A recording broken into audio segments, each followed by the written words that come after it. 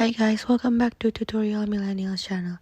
In today's video, I'm going to show you how to view a 3D on Google.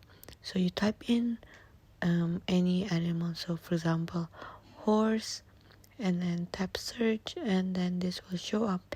And then you can just scroll down a little bit, and then there it says view in 3D. So press on it, and then you can view this animal on 3D, and you can just tap around with your finger, and if you want to see more animals, just scroll and so for example pug, and then I can just tap, and then I can see this animal in 3D.